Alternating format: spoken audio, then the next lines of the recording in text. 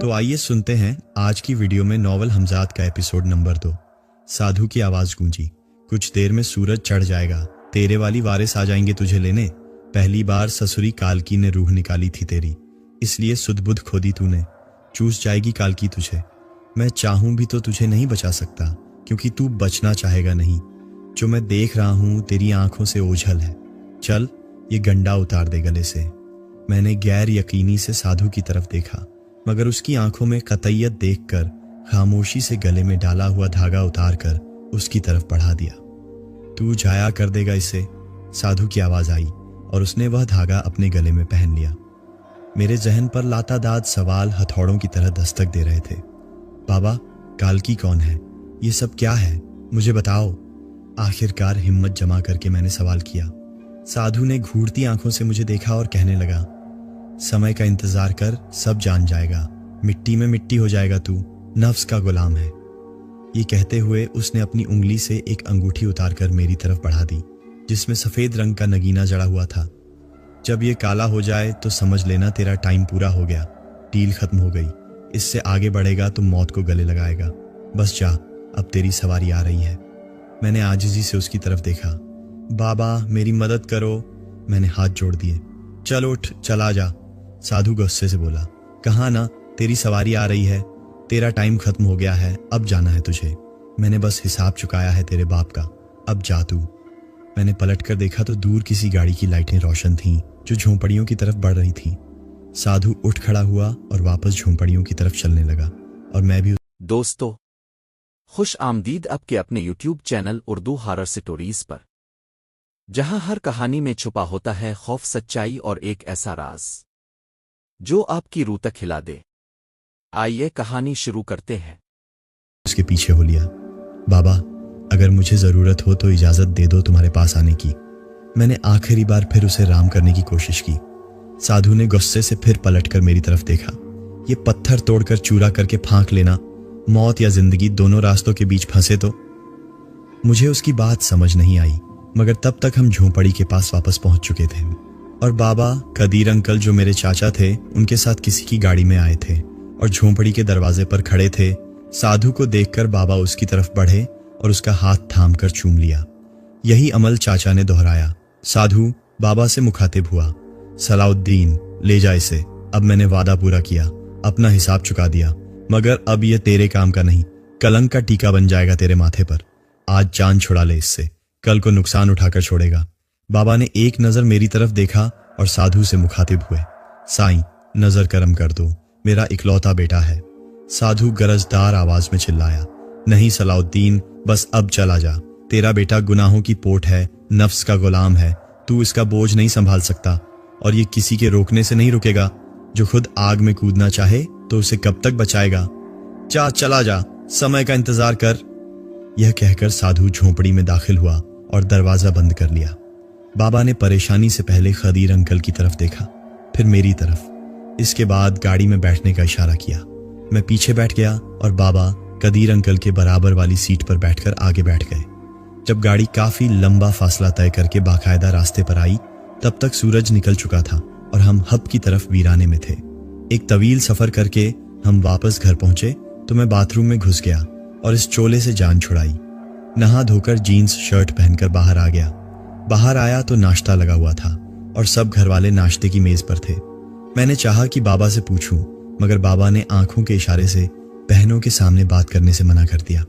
मैंने चुप करके नाश्ता किया और कमरे में चला आया। लाइट बंद करके बिस्तर पर लेट गया और सोने की कोशिश करने लगा, मगर बार बार साधु, बाबा की कही बातें और गुजरी रात के वाकयात आंखों के पर्दे पर आते रहे।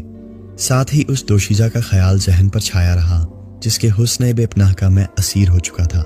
ये सब सोचते और जागती आंखों से ख्वाब देखते पता ही नहीं चला कब नींद की आगोश में चला गया। जाने कितनी देर गुजरी थी कि उसी मानूस खुशबू ने मुझे जगा दिया। मेरी आंख खुली तो कमरे में अंधेरा था, मगर वो खुशबू कमरे में फैली हुई थी। आज मेरे दिल में डर खौफ नहीं था, बल्कि मैं मुंतजिर था उस हुस्न के पैकर का जलवा देखने का। मैं उस खुशबू को अपनी सांसों में बसा रहा था कि मुझे बोझ महसूस हुआ। वो खुशबू की मलिका आ चुकी थी, मगर नजरों से ओझल थी, सिर्फ उसका लम्स महसूस हो रहा था। इसी लम्हे मेरे सीने से बोझ हट गया और खनखनाती हुई मुतरन्निम हंसी मेरी समात में रस घुलने लगी। मुझे अपने कान के पास उस दोशीजा की गर्म सांसें महसूस हुईं और मुतरन्निम सरगोशी में उसने कहा, इमरान 3 दिन से मुझसे दूर थे, अब आते ही सब्र का दामन छोड़ दिया, मैं रात में आऊंगी। दोशीजा की आवाज़ अपनी बात मुकम्मल करके खामोश हो गई, मगर उसकी सांसों की सनसनाहट मुझे अपने कान और गाल पर महसूस हो रही थी। मैं अपनी मर्जी से दूर नहीं था। मुझे बताओ, तुम कौन हो, कहाँ से आई हो? मैंने अपना चेहरा अंदाजे से उस दोशीजा के चेहरे से मिलाने की कोशिश की, मगर एक बार फिर नाकामी हुई। अब वो आवाज़ दूसरी तरफ कान में रस घोलने लगी। जान जाओगे सब कुछ, रात तक इंतजार करो, और मैं जानती हूँ किसने मुझसे दूर किया था तुम्हें। देख लूंगी उस बूढ़े को भी मैं। सुनो, अपना चेहरा तो दिखा दो, मैं देखने को बेताब हूं तुम्हें। मैंने फिर से कोशिश की इस कताला को राम करने की। नहीं, मेरा जाप पूरा किए बगैर मुझे दिन में देखने पर कादिर नहीं हो सकते तुम। रात का इंतजार करो। अगर तुम मुझे अपनाना चाहते हो तो मैं रास्ता बताऊंगी, मगर याद रखना, एक बार कदम आगे बढ़ाया तो वापसी का कोई रास्ता नहीं होगा। हसीना की सरगोशी मुझे कान के पास महसूस हुई। इसके साथ ही मुझे महसूस हुआ कि वो जा चुकी है, क्योंकि न मुझे उसकी सांसों की सरसराहट महसूस हो रही थी और कमरे में बिखरी खुशबू भी एकदम से कम हो गई थी। मैंने उसे आवाजें दी, मगर बेसूद। कोई जवाब नहीं मिला। उल्टा आवाजें सुनकर वालिदा कमरे में आ गईं। किसको आवाजें दे रहे थे बेटा? वालिदा ने कहा। किसी को नहीं अम्मी जान। अब्बू कहाँ हैं? मैंने सवाल किया। अब्बू तो तुम्हारे बाहर गए हैं, मगर तुम्हारी वजह से हम सब परेशान हैं। क्या हुआ है तुम्हें? क्या चीज नजर आती है तुम्हें? अम्मी ने परेशान होकर मेरे पास बेड पर बैठते हुए पूछा। अरे अम्मी, कुछ नहीं हुआ, आप परेशान ना हो, बस तबीयत ठीक नहीं थी। और मुझे क्या नजर आना है? मैंने अम्मी के गले में बाहें डालकर प्यार किया। अम्मी ने माथे पर प्यार करते हुए कहा, उस दिन तुम बेहोश थे।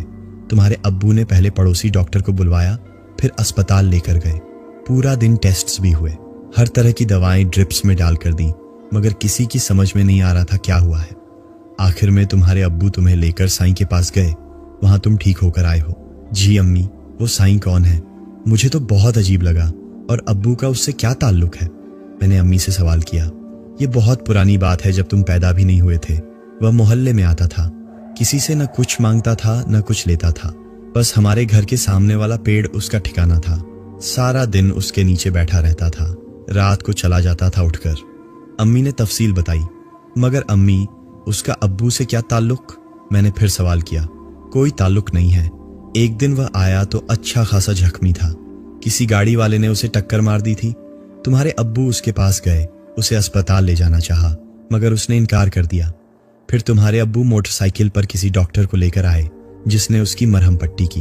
उस दिन पहली बार उसने हमसे खाना खाया और अब्बू से कहा, यह उधार है, इसके चुकाने का वक्त आएगा। हालांकि तुम्हारे अब्बू ने सिर्फ इंसानी हमदर्दी में किया सब। अम्मी ने मुकम्मल तफसील बताते हुए कहा। ओह अच्छा, मगर अब्बू ने इतने सालों बाद उसे तलाश कैसे किया? मैंने अम्मी से पूछा।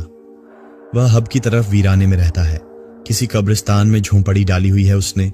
तुम्हारे कदीर अंकल उसके मुरीद हैं, उसके पास जाते रहते हैं। अस्पताल में वह आए थे तुम्हें देखने, और उन्होंने ही तुम्हारे अब्बू को कायल किया था साईं के पास ले जाने के लिए। अम्मी ने बताकर कंफ्यूजन दूर की। ओह अच्छा, ये थी सारी स्टोरी। मैं भी कहूं, इस फकीर का अब्बू से क्या ताल्लुक निकल आया? जो वह कह रहा था, हिसाब बराबर हो गया। यह हिसाब था उसका? हद हो गई, मैंने मुंह बनाते हुए कहा। भाई चाय पियेंगे? छोटी बहन ने कमरे के दरवाजे से झांक कर कहा। चुटकी, तुझे चाय का ख्याल कैसे आ गया मेरी? मैंने नबीला को मुखातिब होकर कहा। इसके पेट में दर्द है, बातें सुने बिना इसे चैन नहीं मिलता। चल जाकर बर्तन धो। अम्मी ने डांटा उसे। अरे अम्मी, कोई बात नहीं, मैंने अम्मी को कहा और नबीला को मना कर दिया कि दोस्तों की तरफ जा रहा हूं। अम्मी उठ गईं और ख्याल रखने की ताकीद करते हुए कमरे से बाहर चली गईं। शाम हो रही थी। मैं उठकर तैयार हुआ और आयशा मंजिल दोस्तों के पास चला गया। हम धम्मथल स्वीट्स के पास चाय के होटल पर जाकर बैठ गए। दोस्तों से गपशप करते करते रात हो गई। अगरचे मैं दोस्तों से हंसी मजाक कर रहा था, मगर मेरे दिलो दिमाग उस दोशीजा में उलझे हुए थे और मैं शिद्दत से रात होने का इंतजार कर रहा था। एक 26 साल के लड़के की जो कैफियत किसी हसीना के मिलने पर हो सकती है, वही मेरी थी उस वक्त। अल्लाह अल्लाह करके 10 बजे तो घर से अम्मी की कॉल आ गई और मैं सबको खुदा हाफिज कहकर वापस घर आ गया। घर आकर मैंने खाना खाया। बाबा हसबे मामूल ईशा की नमाज पढ़कर अपने कमरे में सोने चले गए थे। मैंने भी खाना खाया, अम्मी और बहनों से कुछ बातें की और अपने कमरे में आ गया। खिलाफ मामूल कमरे का दरवाज़ा और खिड़की लॉक कर ली। आज खास तौर पर मैं नीले रंग का नाइट बल्ब खरीद कर लाया था, जो मैंने होल्डर में लगाकर ऑन किया। कमरे में धीमी धीमी नीली रोमांटिक सी रोशनी फैल गई। रोशनी आज से पहले मुझे कभी रोमांटिक नहीं लगी थी, मगर आज उस दोशीजा का आने का वादा था तो मैंने उसका एहतमाम किया। अलमारी से नई टी शर्ट निकाल कर पहनी और शॉर्ट्स पहनकर बिस्तर पर लेट गया। इस वक्त रात के 12 बजे थे। लेटते ही दिमाग पर बहुत से सवालात ने अलगार कर दी। वो दोशीजा कौन है? मेरे पास क्यों आती है? क्या उसका उस दिन कब्रिस्तान जाने से कोई ताल्लुक है? उसे मुझसे क्या काम है? कौन सा जाप करने को कह रही थी वो मुझे ये? और इस जैसे बेशुमार सवालात मेरे जहन में चलते रहे। आखिरी बार मैंने रात के 3 बजे वॉल क्लॉक पर नजर डाली थी। मुझे ये याद है, उसके बाद इंतजार करते करते खुद से उलझते कब नींद ने आगोश में लिया नहीं पता, मगर हस्बे मामूल तेज हवास पर सवार हो जाने वाली खुशबू से मेरी आंख खुली। मगर आज मेरे सीने पर जिस्म पर कोई बोझ नहीं था, मगर खुशबू का कमरे में मौजूद होना उस हसीना की निशानी थी। एकदम से मेरे सारे हवास बेदार हो गए। मैं उठकर बैठ गया और मैंने धीरे से आवाज दी, कहाँ हो? आ गई हो तुम? उसके जवाब में मुझे अपने कानों के पास उसकी मुतरन्नम सी हंसी सुनाई दी। चंद लम्हों बाद मैंने अपने बेड के दाईं तरफ उसे नमूदार होते देखा। वो उसी नीले रेशमी लिबास में थी, मगर बाल आज समेटे हुए थे। उसने किसी मलिका की तरह बालों में ताज सजाया हुआ था और मेरी आंखों में देख रही थी। उसे देखकर मेरे दिल की धड़कनें तेज हो गईं, मगर आज उसके चेहरे पर संजीदगी थी जो उसके हुस्न में और इजाफा कर रही थी। इमरान, मैं चाहती हूं पहले तुम सब कुछ जान लो, उसके बाद आगे चलने का फैसला करो। ये कहते हुए उस दोशीजा ने अपना हाथ मेरी तरफ बढ़ाया, जिसे मैंने थाम लिया। नरम मुलायम रेशम का एहसास मेरे रगोपे में समा गया। मैं उसका हाथ थामकर बेड से उठ खड़ा हुआ और आज मैंने देखा कि मेरा जिस्म लतीफ मेरे बदन से बाहर निकला है, जैसे रूह निकलती हो। एक और हैरत अंगेज एहसास जो मुझे हुआ। जब तक मैं अपने जिस्म में मौजूद था, उस दोशीजा के हाथ का लम्स मुख्तलिफ था, नरम मुलायम सा जैसे रेशम थामा हो।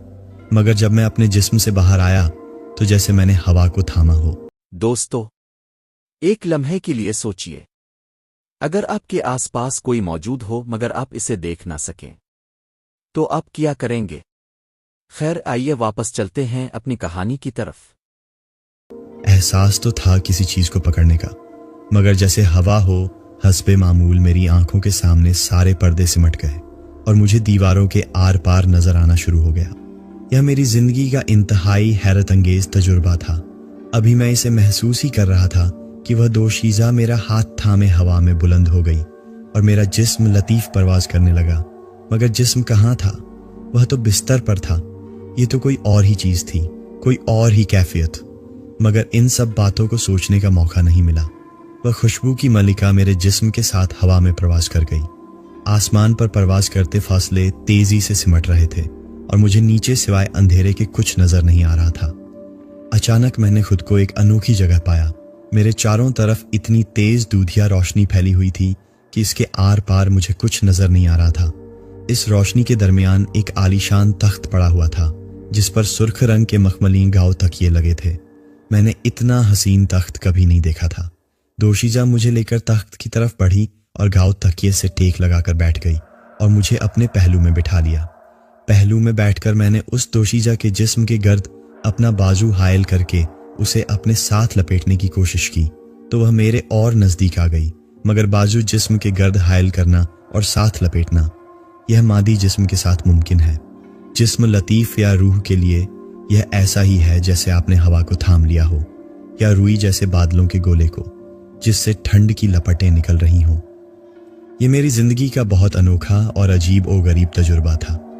मुझे बेताब देखकर वह दोशीजा मुस्कुराने लगी और कहने लगी, इमरान, तुम्हारे लिए यह सब कुछ बहुत अनोखा और नया है।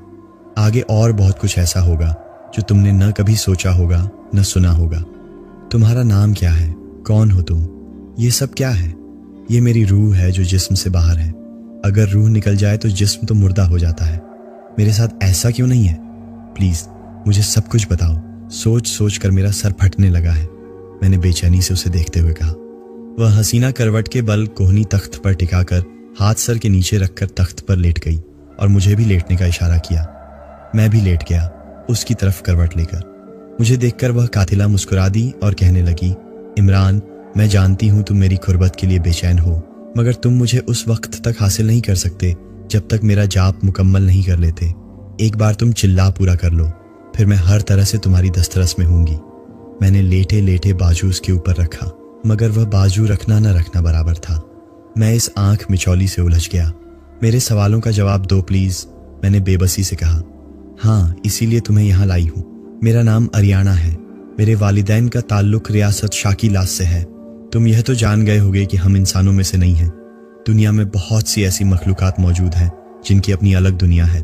उस दोशीजा की मुतरन्नम आवाज मेरी समातों में रस खोल रही थी। क्या तुम जिन्हों में से हो? मुझसे रहा नहीं गया, मैंने सवाल कर दिया। नहीं, हम कौम जिन्नात से नहीं हैं। हमारी जाति अलग है और दुनिया में सिर्फ शाकीलास रियासत में ही हमारी जाति के लोग पाए जाते हैं। ये रियासत उत्तरी पहाड़ी इलाकों के दरमियान एक जगह आबाद है जो आम इंसानों की नजरों से ओझल है। मैं अपनी रियासत में सबसे खूबसूरत थी और सरकश भी। रियासत की तरफ से हम पर बहुत सी पाबंदियां आयद थीं, जिनमें से एक यह भी थी कि हम कभी भी इंसानों के सामने नहीं जाते। मगर मैं जिद्दी और सरकश थी और चोरी छिपे इंसानी रूप में आकर घूमती थी। एक दिन घूमते हुए मैं पहाड़ों में बहुत दूर निकल गई और मैंने देखा कि एक पहाड़ पर गार है जिसमें से धुआं उठ रहा था।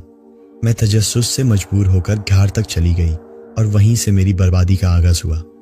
इतना कहकर एरियाना चुप हो गई और मेरी आंखों में देखने लगी। क्या तुम मेरी मदद करोगे इमरान? एरियाना ने मुझसे सवाल किया। किस किस्म की मदद? मुझे पूरी बात बताओ तो मैं कुछ समझ सकूं। और मैं तुम्हें छू क्यों नहीं सकता, जबकि तुम जब पहली 2 दफा मेरे पास आई थी तो मैंने अपने ऊपर तुम्हें महसूस किया था? मैंने सवाल किया। जब मैं गैरमरई हालत में हूं, यानी नजरों से ओझल, तो तुम मुझे महसूस कर सकते हो, मगर जैसे ही मैं अपनी शक्ल में आती हूं तो जिस्मानी शक्ति खो देती हूं। एरियाना गोया हुई। मैं तुम्हें तफसील बताती हूं तो तुम्हें समझने में आसानी होगी। उस दिन शाम ढलने जब मैं उस गार के दहाने के पास पहुंची और मैंने गार में झांक कर देखा तो अंदर एक 80-90 साल का नंग धड़ंग बूढ़ा, जो हड्डियों का ढांचा था, एक टांग पर खड़ा काली देवी के भयानक मूर्त के सामने किसी जाप में मशगूल था। गार में हर तरफ जले हुए गोश्त और मुर्दा जिस्मों की बासांत फैली हुई थी और पूरी गार में हर चीज पत्थरों की थी, पानी के प्याले से लेकर लेटने के तख्त तक। मैंने जैसे ही गार से अंदर झांका, उस बूढ़े का इस्तगराक टूट गया और उसने आंखें खोल दी। उसकी आंखों से तेज रोशनी फूट रही थी, जिसने मुझे जैसे जकड़ लिया हो। मैंने बहुत कोशिश की अपना चेहरा दूसरी तरफ मोड़ने की, मगर मुझे लग रहा था वो आंखें मेरे अंदर उतरती जा रही हैं। मैंने अपनी शक्तियों का इस्तेमाल किया और वहां से हटने में कामयाब हो गई और गार से भागती हुई नीचे आ गई, मगर वो बूढ़ा जोगी मेरे लिए पैर तस्मा साबित हुआ। उसने मुझे देख लिया था और महाशक्तिमान था। उसने अपनी पूरी जिंदगी इन गारों और वीरानों की खाक छानते पूजा पाठ और चिल्लों में गुजारी थी। मैं वहां से वापस अपनी रियासत में आ गई, मगर उस बूढ़े की आंखों के सहर से नहीं निकल पाई। मुझे महसूस होता था वो आंखें मुझे अपने पास बुला रही हैं। कई दिन तक मैं रियासत की हदों से बाहर नहीं निकली। महीना हो गया था। आखिरकार आहिस्ता आहिस्ता मैं उस वाकये को भूल गई। वो शायद 40वां दिन था। उस वाकये के बाद का जो मेरी बर्बादी का बाइस बना। मैं अपनी सहेली के साथ पहाड़ों में घूम रही थी। मुझे पता ही नहीं चला कब हम रियासत की हदों से बाहर निकल गए, और वही मेरी जिंदगी की सबसे बड़ी गलती थी, क्योंकि रियासत की हदों में दुनिया के किसी बड़े से बड़े आमिल का कोई जादू काम नहीं करता। तुम बोर तो नहीं हो रहे इमरान मेरी दास्तान से? अरियाना ने लाड से अचानक पूछा। मैं, जो तसव्वुर में उन पहाड़ों पर पहुंचा हुआ था और इन्हिमाक से उसकी कहानी सुन रहा था, अचानक हड़बड़ा उठा। नहीं नहीं, बिल्कुल नहीं, मैं सुन रहा हूं अरियाना।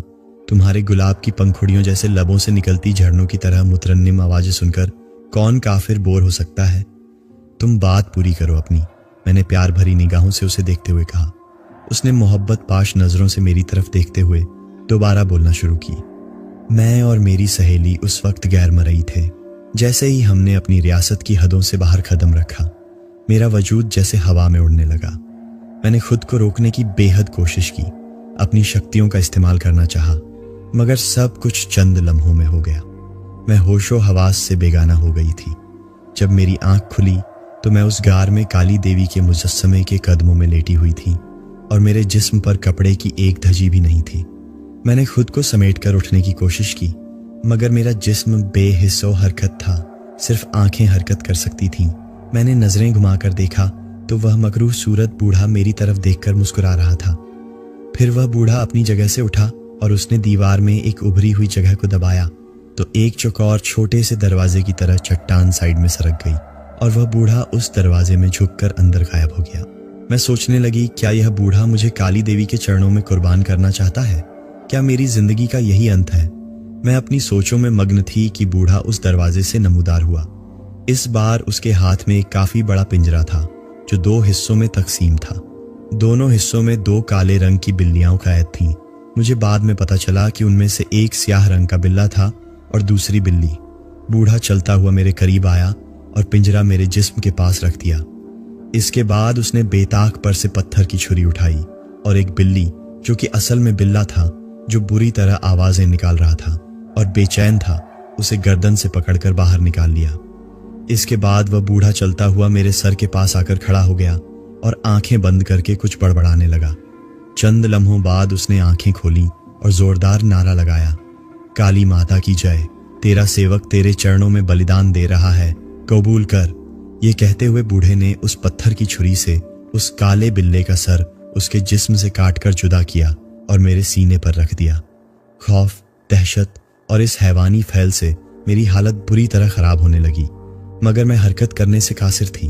उस बूढ़े ने बिल्ले के कटे सर से उबलते लहू से मुट्ठी भरकर काली माई के मूरत पर उछाला और उस बिल्ले का धड़, जिसमें से खून उबल उबल कर गिर रहा था, उसका रुख मेरे जिस्म की तरफ कर दिया और वह खून मेरे जिस्म को भिगोने लगा। यहां तक बताकर एरियाना खामोश हो गई और मैं, जो उस बूढ़े पर गुस्से से खौल रहा था, उठकर बैठ गया। कहाँ है वह बूढ़ा? कौन है वह? मुझे बताओ एरियाना, मैं उसके टुकड़े कर दूंगा। मुझसे बर्दाश्त न हुआ तो फट पड़ा मैं। एरियाना ने मोहब्बत से मेरी तरफ देखते हुए कहा, नहीं इमरान, तुम उसका अभी कुछ नहीं कर सकते।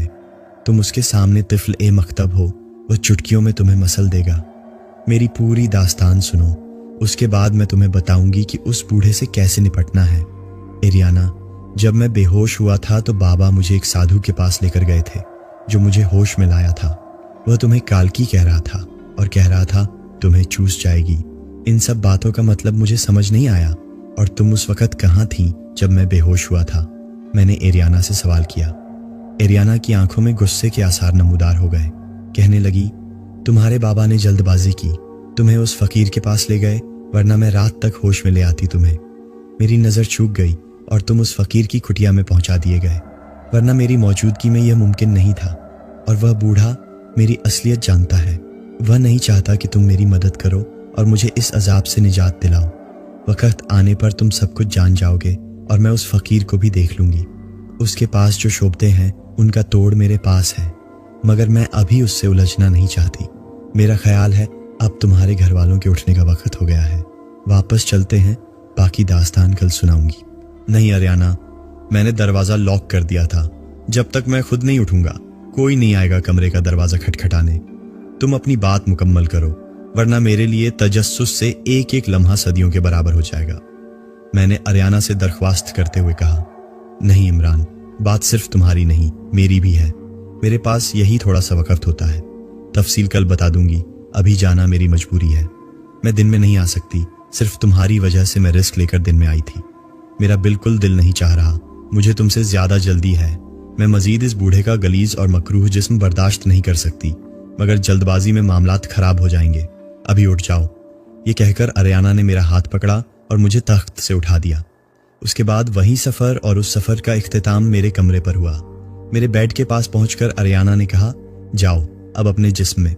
मेरे लिए अपने सोए हुए जिस्म में वापस जाना भी अजीबोगरीब तजुर्बा था। एरियाना ने मेरा हाथ पकड़ा हुआ था और आंखें बंद करके कुछ पढ़ने में मसरूफ थी। मैं अपने जिस्म के ऊपर लेट गया और मैंने आंखें खोल दी। मेरी आंखें खोलते ही एरियाना ने भी अपनी आंखें खोल ली और कहने लगी, इमरान, मेरा दिल तो नहीं चाह रहा तुमसे जुदा होने का। अगर मजबूरी ना होती तो मैं तुमसे कभी जुदा ना होती। बस एक बात का ख्याल रखना, मेरे आने का और इन सब बातों का गलती से भी किसी से जिक्र मत करना, वरना नुकसान उठाओगे और हमेशा के लिए मुझे खो दोगे। मुझसे वादा करो। ये कहते हुए एरियाना ने अपना हाथ आगे बढ़ा दिया। मैंने उसका बढ़ा हुआ हाथ थाम लिया और कहा, एरियाना, मुझे तुमसे मोहब्बत हो गई है। काश मैं तुम्हारे लिए कुछ कर सकता, मैं वादा करता हूँ ये सब कुछ मेरे सीने में दफन रहेगा।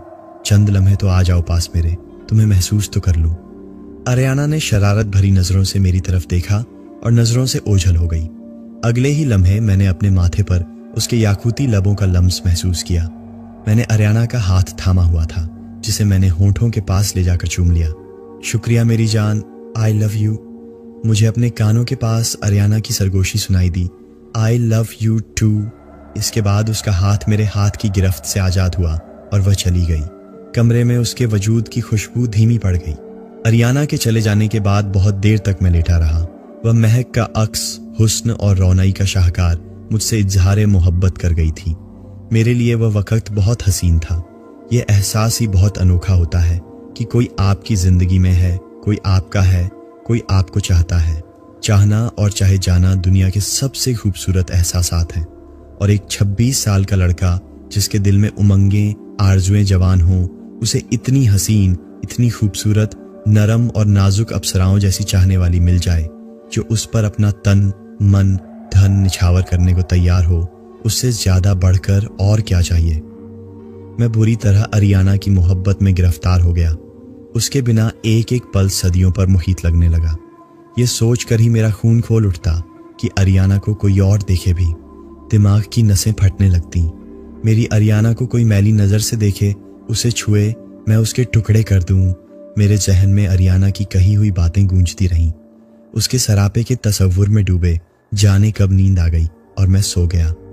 आंख खुली तो दोपहर हो रही थी।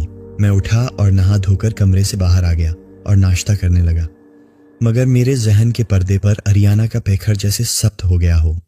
मैं एक लम्हे के लिए भी उसे जहन से नहीं निकाल पा रहा था। पता नहीं उस बुढ़े ने अरियाना के साथ क्या किया, क्या मजबूरी है उसकी जो दिन में नहीं आ सकती।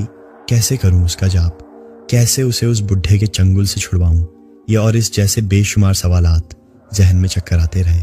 सारा दिन बहुत मुश्किल से कटा, कभी कंप्यूटर पर बैठे, कभी मोबाइल में, कभी दोस्तों में, मगर मेरा कहीं दिल नहीं लग रहा था। बस शिद्दत से इंतजार था कि रात आए और मैं अरियाना को देख सकूं, उसे छू सकूं, उससे बातें कर सकूं। इसी कशमकश में दिन गुजर गया और रात आ गई। मैं खाना खाकर हमेशा की तरह कमरे में आ गया, मगर अभी सिर्फ 11 बजे थे और अरियाना 3 से पहले नहीं आती थी। कैसे कटे मजीद 3-4 घंटे। मैंने वक्त गुजारी के लिए कंप्यूटर खोल लिया और फिल्म देखने में मग्न हो गया।